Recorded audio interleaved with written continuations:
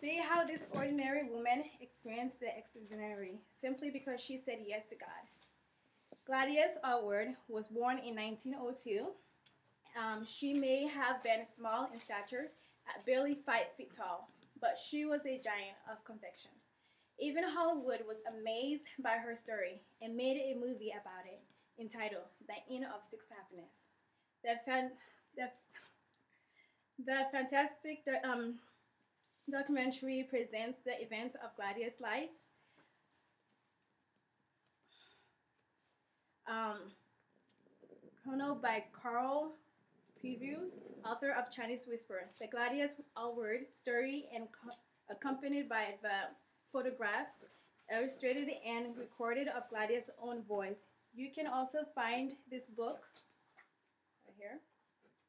This book in Amazon, and there are like 160 pages, and it's based on a true story.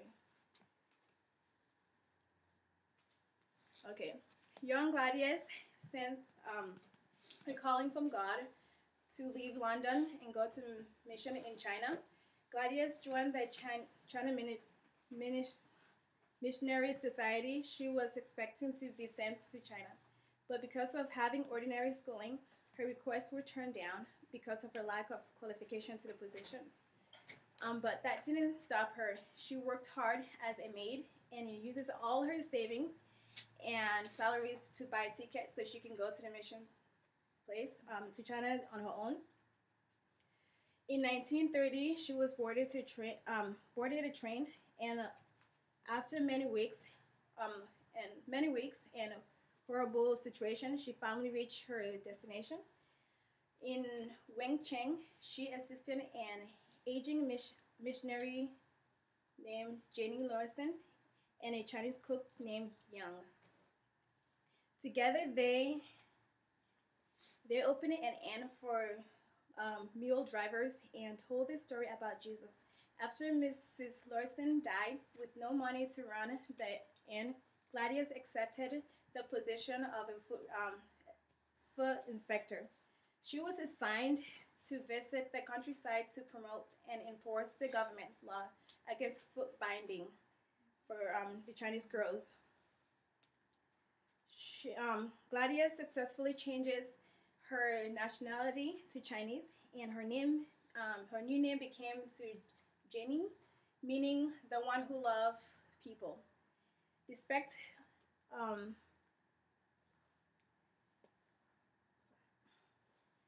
despite potential harm to herself and a fear for her personal safety, Gladys often places herself in situations where she feels she can help people. For example, she went to a prison where they were known to kill and stuff, but it was abandoned and stuff. She went there and tried to talk to the prisoners and stuff and make friends with them actually. And through it all, she began a friendship and intimated romance with Colin Lin Ning, a half Chinese, half Caucasian officer who chose to live in China since he knew he would always be considered second class in the Western world. Their friendship is despite their differences, especially in his military role versus her pacific attitude.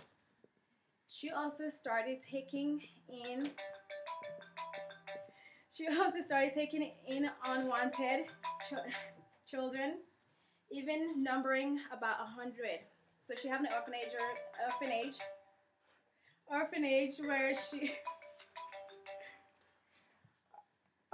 where there were okay. She ended up taking 100 children in this in the end.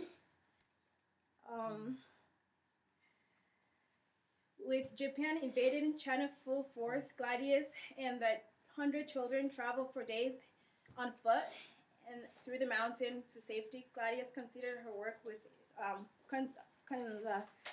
continued her work with children. If you wanted to know more, I encourage you to go to this.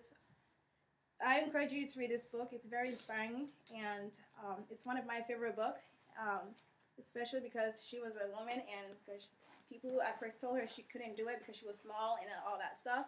And it's just inspiring to me because I want to be a missionary myself, and it's something I want to do in the future.